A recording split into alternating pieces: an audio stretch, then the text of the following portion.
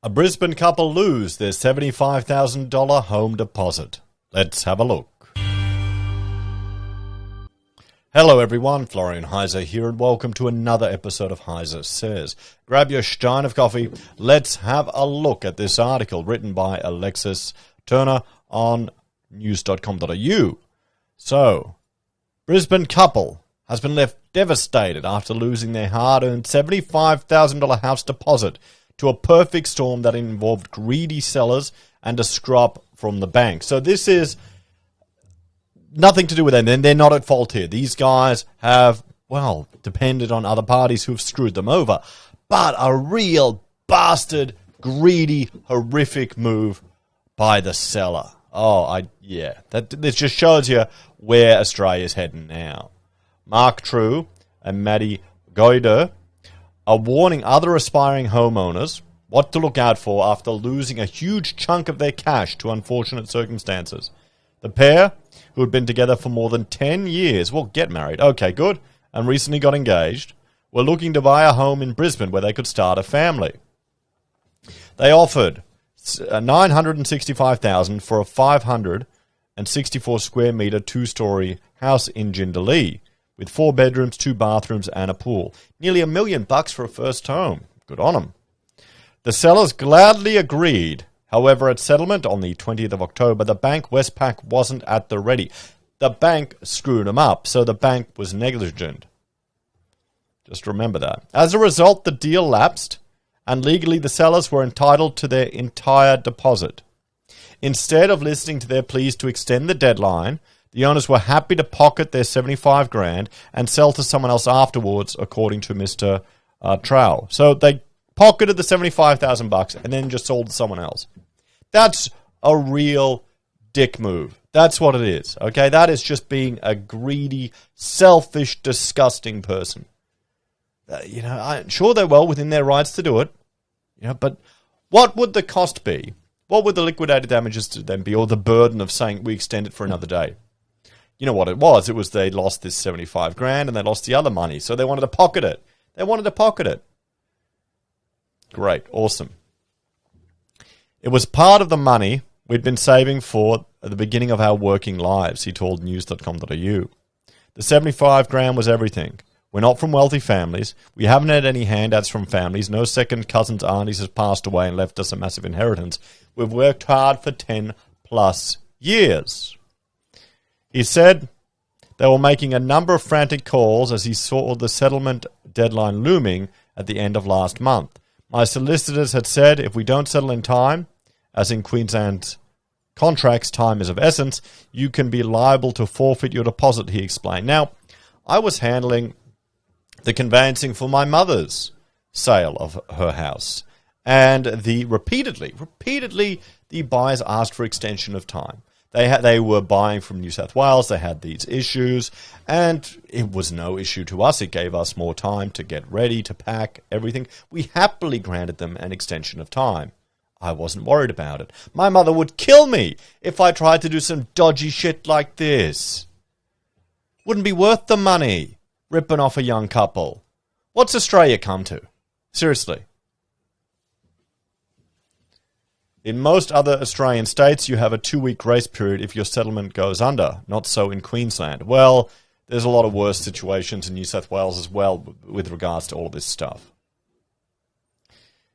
He also made 2 pleas to the seller for a week extension and then a single-day extension. Both were rejected, causing him to suspect an ulterior motive. Yeah, so they knew what they were doing. They probably had another buyer ready, and they were happy to just take the money and sell it on to someone else. What do you reckon, guys? What do you think about this? It's just weak, It's just weak. I hope they're happy with their money. Unfortunately, the settlement lapsed. There you go. And never use the word dream home. We need to get rid of that word dream home. That would have been a nightmare home now, going through this. It's just a rented box, okay? It's a rented box. So then here's the kicker. It wasn't until the next day at 11 a.m. when Westpac said they were ready for settlement, he recalled. By then it was too late. The sellers were already looking at other offers, he was warned. The seller then made a request for the $75,000 belonging to Trau and Goiter to be released to their accounts. People, when they see money signs in front of their face, can throw all humanity out the window and not worry about anything else but themselves, he said. Yeah, he's right there. People can be greedy. They really can. Has it gotten worse? Has it gotten worse these days? Maybe it has. We've become a more secular society, a more greed, materialistic society, where people judge each other on the crap they have in their house. So they're willing to destroy opportunities for a young couple for $75,000. I mean, if I were even to suggest that to Rachel, she would be disgusted.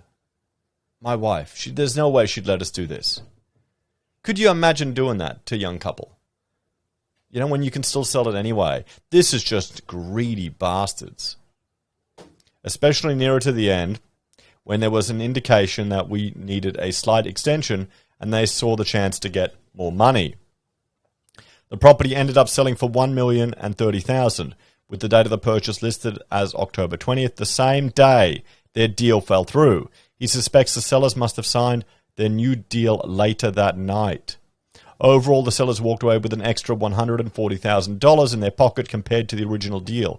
$75,000 from the deposit and an extra $65,000 from the higher purchase price. While Trau and Goiter were left destitute. It changed dramatically what we were able to afford, he said. We were very close not having somewhere to live for a day or two. The couple, he's a public servant and she's a primary school teacher, faced homelessness as they couldn't afford anywhere else and planned to surf couches from friends and family. Luckily, a rental came through at the last minute. Oh, look at that. They're blocking the property there, the address. I don't blame them. You got to feel sorry for the people that bought this. Would you know what the previous owners did? But it's easy enough to find. You can do a title search and find out the previous owners. The newly engaged Brisbane man said he didn't know who to blame more, the banks or the sellers. Well, no, the bank stuffed up. The bank screwed him up. But the sellers, they didn't behave like reasonable people.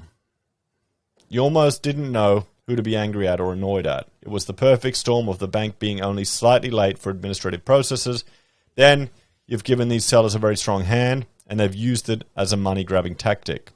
He described the numb feeling he got when he realized they lost the entire deposit. The distraught couple even sent the most heartfelt letter to the sellers about what the money meant for us, where we'd come from, but got no response. Luckily, it all worked out for the young couple. Well, the bank stuffed up. You know, they've been saving since 16, so this is all their savings. They alerted Westpac to their plight, and the bank agreed to reimburse them, as they acknowledged they had made a manual processing error. Yeah, the bank was negligent. So, I mean, this is not... Okay, it's good of the bank to do this without having to go through legal processes. Probably because they know they can get a better publicity outcome from this. This week, Mr. Trau and Ms. Goiter were given $100,000 by the bank. The cost covered the deposit as well as their solicitor fees. The bank also factored in $5,000 each for stress and anxiety caused them over the last few weeks. A Westpac spokesperson said in a statement, "We apologize for the experience this couple had when trying to buy their home. We did a review of this case and worked out with our customer to resolve the issue and put it right. While we are limited in what we can say due to privacy, we will continue to work with our customers to support them buying their homes. As for the sellers, news.com.au contacted their solicitor's agency to pass on our questions, but never heard back from the now very cashed-up homeowners." Yeah, well... Yeah, let's have a talk about this one. So the sellers were well within their rights to take the money and then to sell the property on. They did everything they could. But it still doesn't make it less of a dick move. It's bullshit, really. I mean, that's the thing. Would you ever want to do business with someone like that? Would you really? Would you do that, guys? Would it be worth it? Could you sleep at night knowing you did that? For a couple of days. $75,000. It's just money. Yeah. Nah. Not a fan. Everyone. Not a fan of that one. Let me know in the comments. I guess I'm I'm thinking of this from an architectural perspective about liquidated damages, where there's, it has to be a fair and impartial decision between the two. Okay, what did they lose? One extra day of selling the new property. Maybe the extra, the damages to the buyer should be the interest they've lost for one day for that accumulated money. Maybe that could be what it is. That's a fair and reasonable cost. But they could take the whole deposit and they could screw everyone over, guys. Isn't that fantastic? Thanks for watching this video, guys. I want you to have a look at this one. 160 customers left without homes. A recent builder going under here in Queensland. Sadly, it's all quite common. It happens every now and then. But, well, their predictions, it may get worse with supply issues and contractors in trouble. See you next time.